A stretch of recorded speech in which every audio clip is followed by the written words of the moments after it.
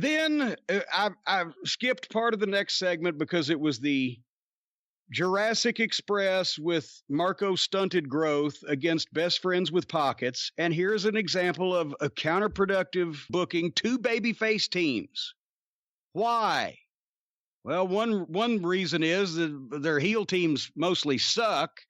And I guess the Dork Order, the two that are supposed to be the team, are Canadian. I realize that's why they probably can't get in. But they've got themselves in a position where they're using two babyface teams that they're trying to feature against each other. And who's going to prosper? And they try to get out of it in the finish, and they fucked it up, and I'll tell you why.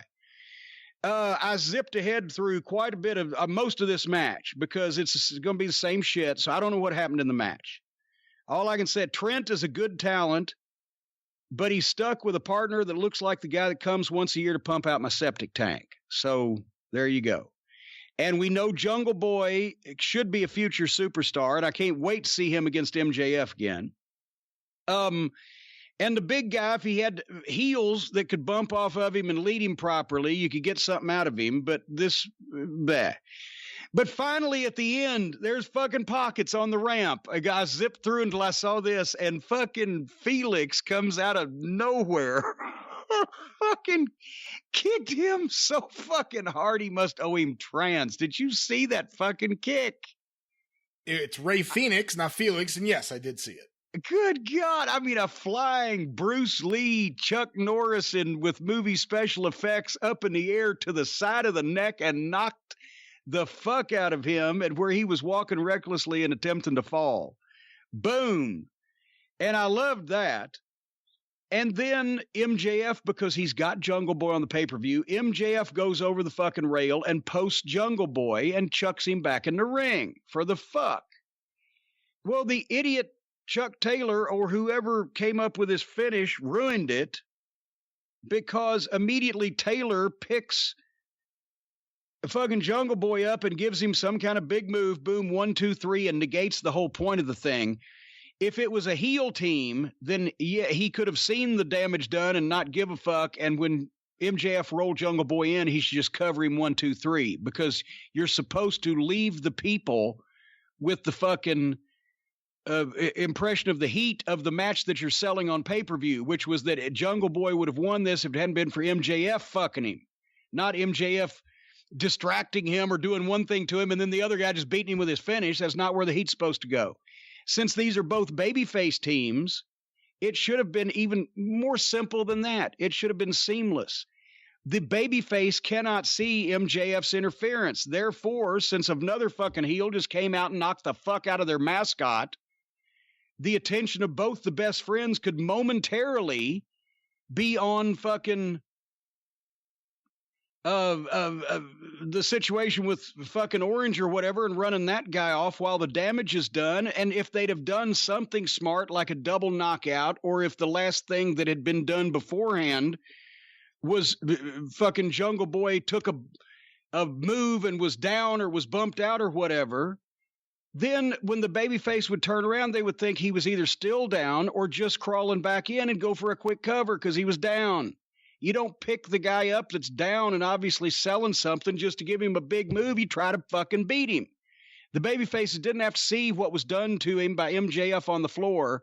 Therefore, they could have easily slipped in for a cover. But because they pulled him up, I guess either the post wasn't that hard or elsewise they wanted to make sure. But whatever the fuck, the last move killed the point of the fuck finish. And also, instead of Jungle Boy having the out in everybody's mind, he was posted by fucking MJF. It's like, oh, and then, yeah, Chuck fucking Goofus gave him the big goddamn deal to beat him. I'd say that Pockets got brain damage from the kick, but he'd have to have one. But otherwise than that, 1 10-second instance, the whole fucking, it didn't work because it was stupid. Anyway, what'd you think? You summed up a lot of my thoughts. Let me just say also here at the top that this was one of my least favorite AEW episodes of Dynamite. I really didn't like this episode and just felt like endless matches that I didn't care about over and over again. And this being one of them. I look at Best Friends kind of, how do I make this comparison? Kind of like the Batten brothers in Smoky Mountain. In that, yeah, they're here early on because the promotion's new, and hopefully when they get some good tag teams, they'll replace the Batten brothers with Rock and Roll Express and other people. Yeah. And I kind of hope that with AEW, because there's a lot of people that are on the roster that we see each and every week that just don't do it for me. That I'm hoping that as other people become available, as other people who are available maybe get signed, that maybe we'll see less of them. Although I don't think so, because I think the problem is too many people in positions of power there are fans of the Best Friends act. But Trent looks good. Trent's a wrestler. Chuck Taylor is not very good. I'm not a Orange Cassidy fan. Like, imagine what you just said. Some of the people in positions of power are fans of the Best Friends, that and would admit that any reputable professional in the wrestling industry would admit being a fan of the Best Friends shows that they need no responsibility in the wrestling industry. Like you, I am really looking forward to Jungle Boy, who, as they said on commentary, only 22 years old, against MJF. That is a match I'm looking forward to, and, you know, those are two guys right there have endless potential. And with all the bad shit that I don't like in AEW, from the commentators to the just matches for no reason other than to have a match, there's so many things I don't like about AEW. Seeing Jungle Boy and MJF gives me hope. Yes. These guys are young. There's a long way to go in their careers. But other than that, I didn't give a shit about it. Well, but and here's the thing. Once again, a lot of people try to make the excuse, well, they have so much talent they can't feature everybody. No, fuck, they don't have enough fucking talent. And besides that, all their talent gets these 20-minute fucking matches where they do every goddamn thing in the world to each other and nothing means shit. Before the pandemic, when everybody could travel, if they had started focusing on, okay, Jungle Boy and Luchasaurus, here's what we're going to do.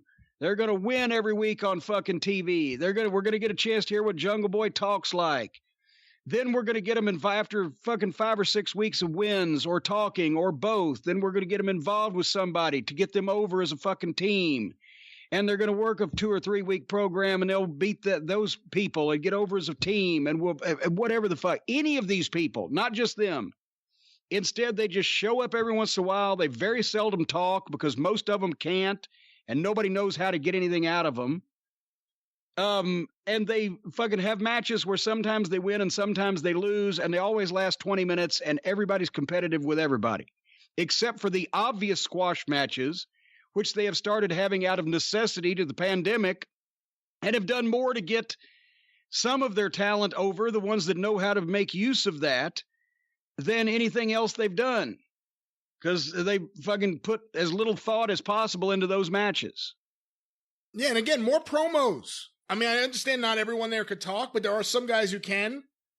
And just give them promo time. That will get them over more to the casual fan. Although, again, I don't know if AEW gives a shit about the casual fan. They're concerned about their fans, not getting new people in the door, just making the people who are there pleased with their program each and every week. But well, they're doing a good job of that because they're pleasing everybody that's there. Everybody that's there is getting paid to be there now. So they got a fucking foolproof audience. Let me just also add, I hated the commentary this week also. I'll get to some of that in a second because I noticed it in the part where I really wanted to pay attention. But the next match was Shida versus Statlander versus Britt Baker versus Penelope Ford. Of course, you can guess I began fast forwarding. But then I saw something that even in speed search looked odd, so I backed it up, and that's where they did the fucking Triple Tower of Doom. Chris Statlander power bombed another girl into a fucking, while she was trying to superplex the other fucking girl, and they all went down, and then Penelope Ford came off the top, but Statlander caught her, but lost her, but pulled her up far enough to smash her down directly on the top of Britt Baker and probably break several of her ribs. And then I fast forwarded more. And it went through a break, and it came back, and here is my fucking thought. They let these girls do too much, period. Too much complicated shit that not only can they not pull off smoothly, but it's more importantly, it's shit that girls shouldn't be doing and getting up from. the Tower of Doom superplex, all this other shit. They're going out there trying to do all the guys shit and work. And I know they're working hard, but no, it just makes the guys' stuff look bad when the girls are doing the same shit as they're doing and getting up from it. Well, it didn't even hurt a girl. I'm sorry. That's the way people think. It's like having a fucking 4-star girls match is like spending an hour cooking your broccoli and doing your steak in the microwave. It's only going to go so far anyway. Charlotte and Becky Lynch and some of the girls that we have acknowledged are the best in the business at what they did. Fucking Rhea Ripley's awesome. They're having these AEW girls are just like the AEW guys. They're indie minded, outlaw minded, so they have to do every goddamn thing. Everybody in this fucking match tried to do more shit or did more shit than they do, mostly except at a main event girls match at WrestleMania. And Statlander is going to hurt somebody. But no. They're doing too much complicated shit they can't do smoothly, and it's too much shit for the girls to be doing because it makes the guys' shit look bad, and I'm sorry. But if they're ever going to fucking make any major money in this company, the guys are going to be the ones making for them. So then, and I don't know who won, and I don't care. I think Sheeta won because she's getting the title shot at the pay-per-view. Well, there you go.